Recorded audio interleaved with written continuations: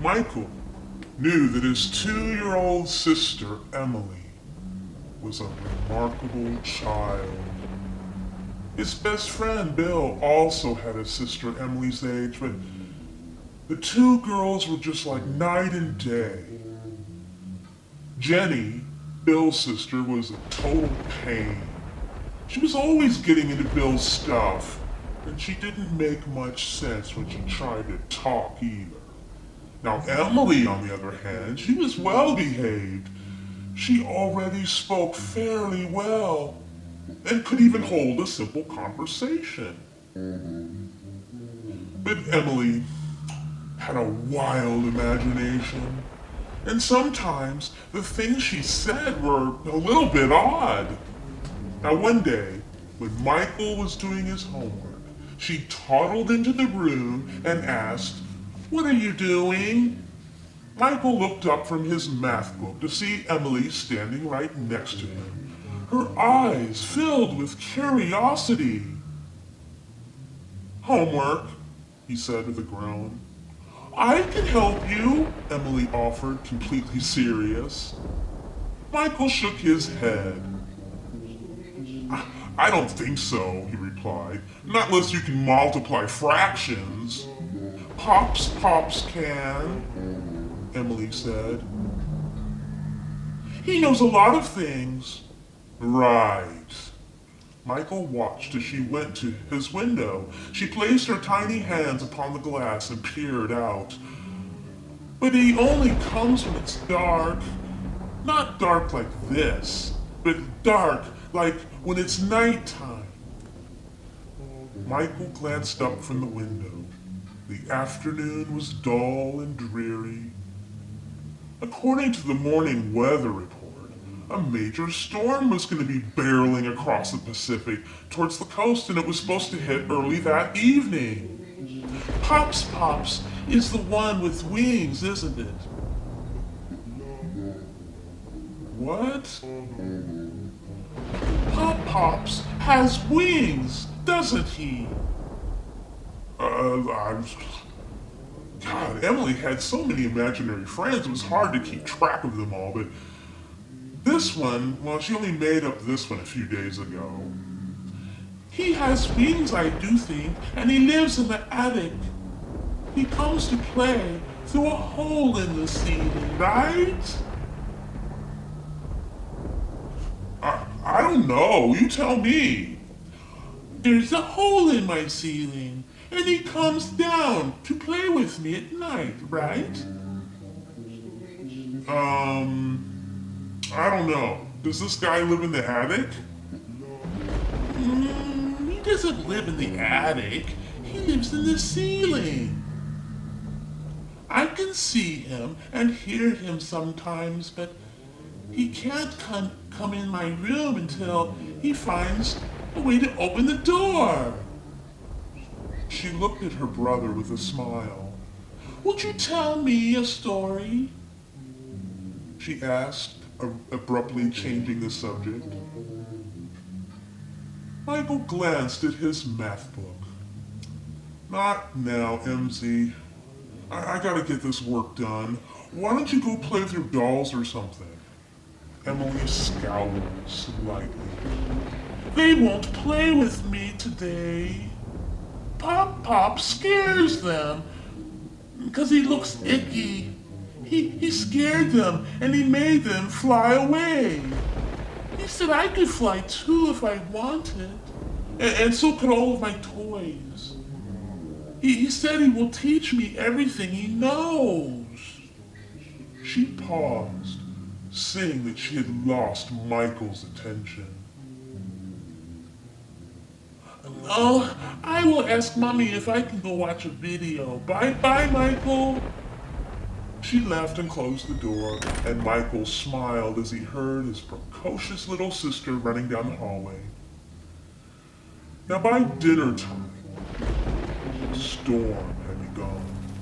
Outside, the trees, they twisted and bowed in the wind, and the cold rain fell in ragged sheets. "God, we're in for a big one," Michael's father commented as the family gathered at the table. On my way home, traffic was backed up all the way to the interstate. I'm sure glad I don't have to be out in a night like this. I don't think we've had anything this bad since the night that Emily was born, remember? Oh, how could I forget? Michael's mother responded with a laugh. Half the county was evacuated because of a flood warning, and here I was in the delivery room. A bolt of lightning flashed brightly against the dining room window. Michael counted to himself. 1 1,000. 2 1,000. 3 1,000. Then a deep roll of thunder and rumble. Then what happened, Mom? Michael asked politely. He heard the story before, but he knew that she liked to tell it, so he wanted her to tell it. Well, everyone at the hospital was doing their best, but with the storm and all, there must have been a lot of emergencies. All the nurses, they had their hands full, and then just as Emmy was being born, the electricity went completely off. Just like that. Of course, the emergency lights kicked right back on, but you can imagine what that must have been like. Michael's dad shot Aaron and Emily again. But my little girl made it safely into the world. Oh, that she did. Michael's mom went on, smiling at his sister. But it was quite an experience. The lights went off a few times, remember? I don't remember, said Aaron. Well, you were only like 5. Anyway, continue on, Mom, said Michael. Okay. Yeah, I remember that day, Mommy, said Emily. That was when the blue lady put me with you and took the other one. Everyone turned to look at Emily. She was at it again.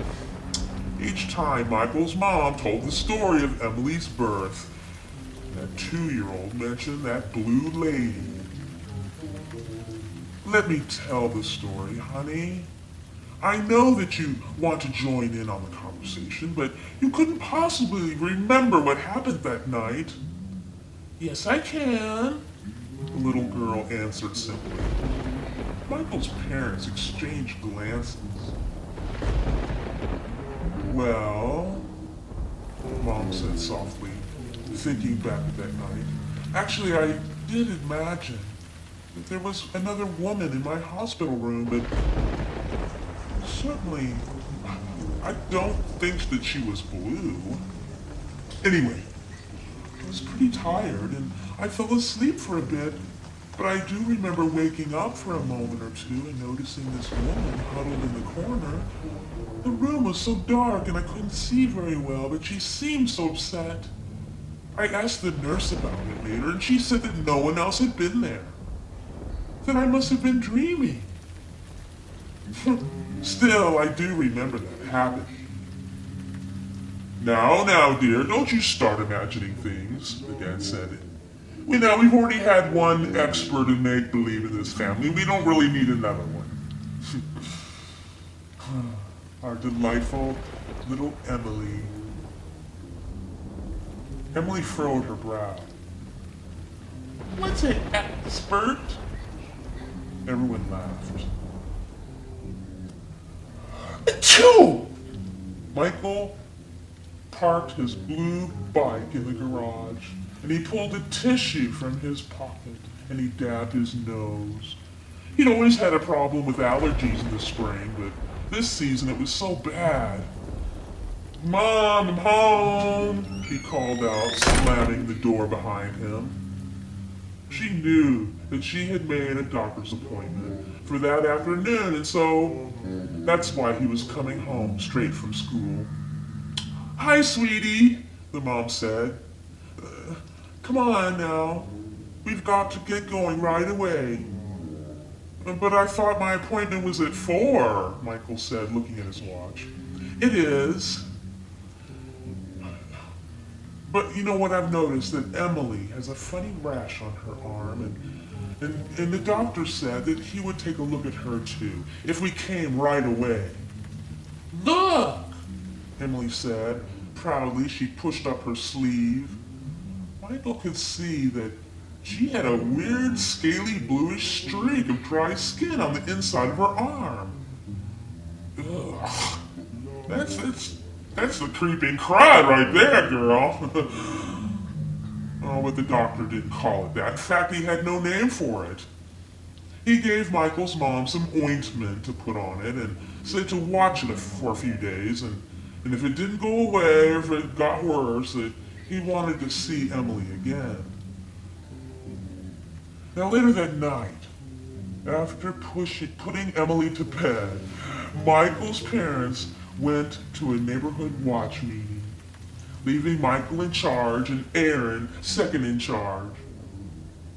He was stretched out on his bed doing his homework when suddenly he heard his little sister giggling in her room down the hall. It sounded like Emily was having a ball in there. He glanced at his watch in irritation. Oh, she should be asleep by now, he muttered, closing his notebook. He marched down the hall and opened the door. You're supposed to be... Emily was sitting up, holding her hands outward, moving her fingers slightly in a circular motion, and in the dim glow from the light near her bed, he could see that her eyes were gleaming a very dull red. Look, Mikey, she squealed happily. Look what I can do, just like Pop-Pop said. Turning to see where Emily was pointing, Michael gasped. Several of Emily's toys were suspended in the air, moving in lazy circles as if under the grip of some strange force. A sudden flash of light lit the fantastic scene as Michael choked back a scream. I can do it real good, she added with satisfaction. Watch! Her eyes glowed a brighter crimson as the toys began to orbit around the room faster and faster. Stop it! Michael yelled. What are you doing? The toys suddenly dropped to the floor. Emily began to cry. You scared me!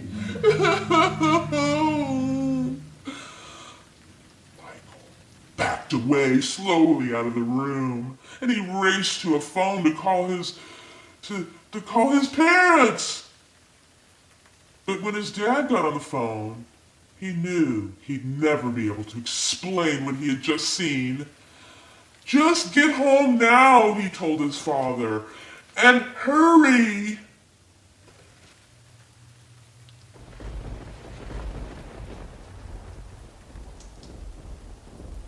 Wait, Mike, don't hang up. Hold on, Dad said, trying to calm him down after he heard the whole story.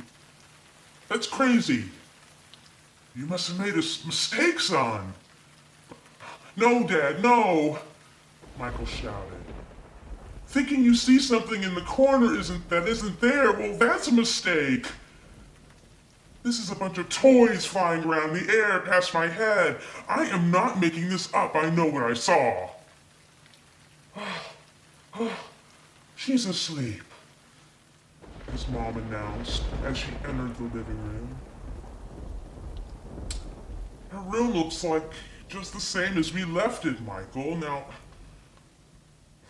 honey, Mom said as she walked over to him, gently combing back his hair with her fingers. I hear what you're saying, but there has to be some other kind of explanation. Michael pulled away from his mother in frustration. Look now, son, it's late. Now, everybody's all riled up, and we just all need to relax. Aaron, go to bed. Yes, Father. Michael, off to bed. We'll talk about this tomorrow. Fine, Michael said, angry at not being believed. He stomped upstairs to his room. Later that night, a crash of thunder woke Michael from a deep sleep. Blinking, he saw a small, pale figure beside his bed. Emily? Mikey! Mikey, she said, close to tears. They said that I have to go with them. I don't want to go by myself. Could you go with me? Michael rubbed his eyes. What are you talking about? They found a place to come through, she said, earnestly. I know I have to go, but I want you to go with me. I'm gonna miss you so much if you don't go too. Michael looked into that sweet face of his little sister.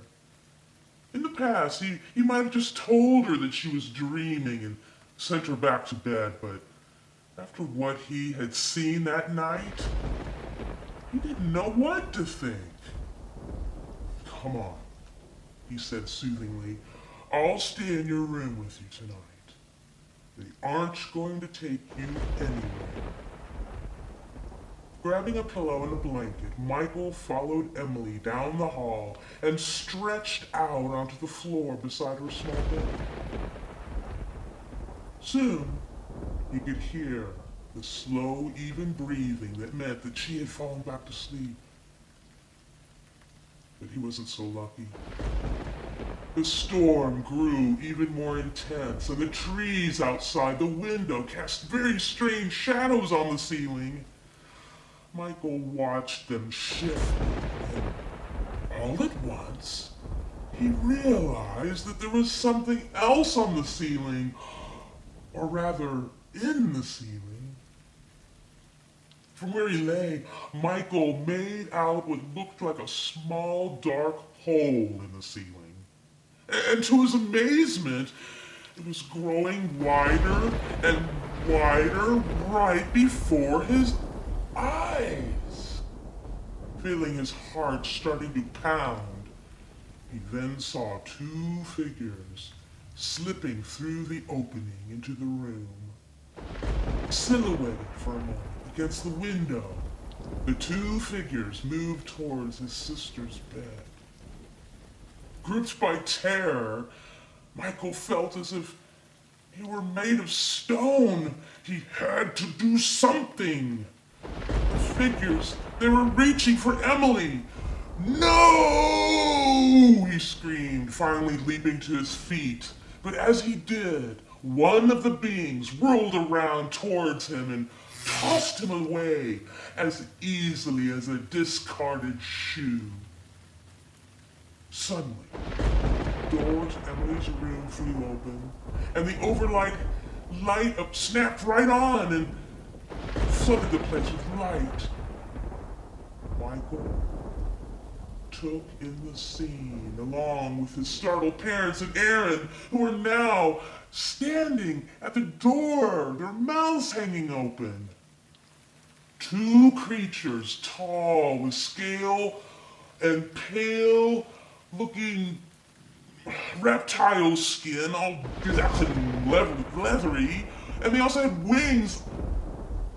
They were standing there, and one had Emily in its arms while the other raised its hand and released a surge of something that looked like lightning. And for a moment, both creatures' eyes glowed a dim red. "You'll remain where you are," said one of them, in a tinny voice. Oddly enough, Michael felt that he had sensed the command rather than heard it. He wanted to run out to his parents, to run to them, but as hard as he tried, he could not budge. Either in action, he knew that his parents must too somehow be paralyzed. The creature continued. We do not want to harm you in any way. We have come from a world and a time far from the future to connect with you now and to correct a terrible mistake. Michael and his parents watched in disbelief, still unable to move as the creature spoke again. We do not expect you to understand, but somehow, for a short time 2 of your years ago, an unprecedented chair opened in the thin veil of space and time, the one that separates our world from yours. As the being spoke, Michael noticed that 2 other figures entered through the dark opening in the ceiling.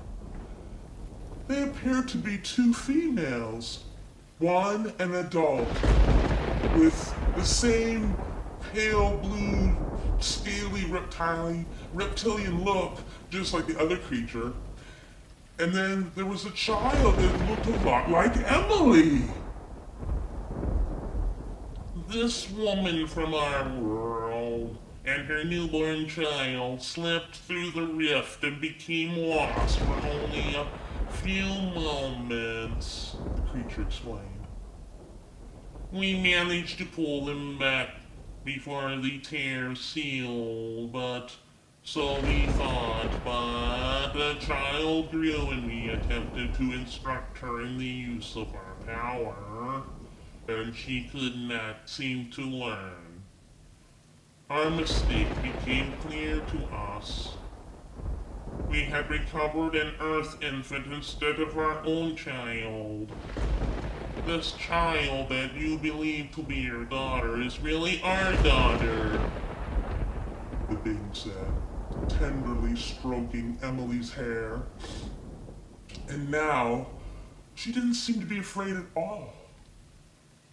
We have tried for a very, very long time to return to your planet, and to return your Earth child, and to take back our own daughter, and now we have succeeded in bridging the gap that separates our worlds. But we must hurry. We have only a short time to correct our mistake. Michael looked at Emily as she ran happily into the arms of the alien woman approaching her. No! No! Michael heard his mother struggling to cry out as she was still as a statue. She's our baby! You can't take her! We have no choice, the creature answered as he gently nudged forward the other frightened child, who did look entirely human. I know that you must love her, but she can no longer stay with you. As infants, our 2 life forms seem to be so much alike, but as Emily grows, she will become as we are. You would have soon learned the truth if we had not come to make the exchange. He reached out and turned Emily's small arm to the light. The dried skin that Michael had seen earlier was now a distinct covering of pale blue scales. You see, the change has already begun. She will have no place here soon, and if not directed properly, the powers that she possesses could be very dangerous.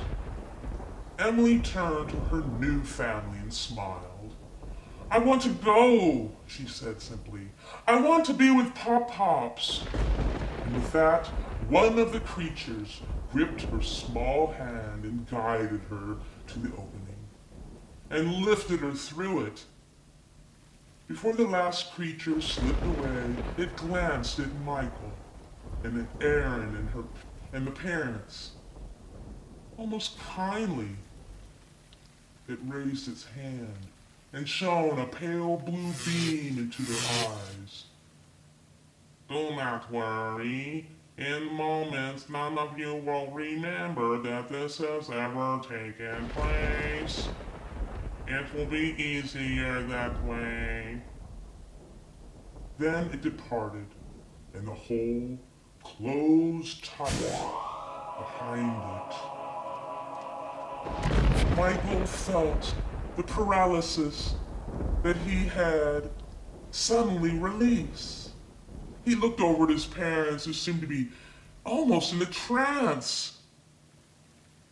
And when his dad smiled at his mother, well, it was all that he needed to see. His mother went to the edge of the bed and took her new daughter in her arms.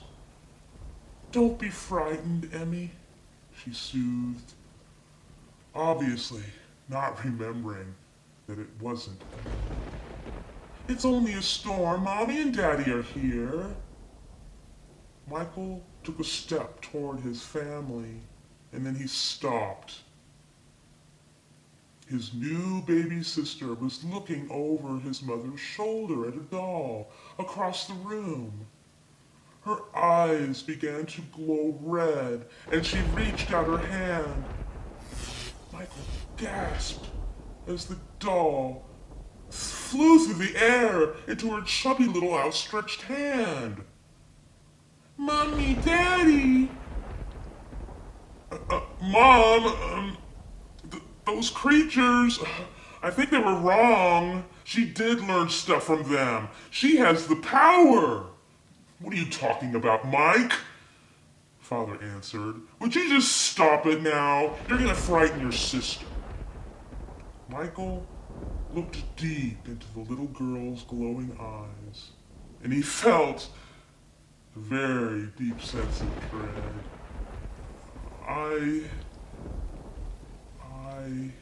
He started, and then he stopped. He couldn't recall what it was that he was about ready to say. It seemed important at the time, but now he just could not remember what exactly it was.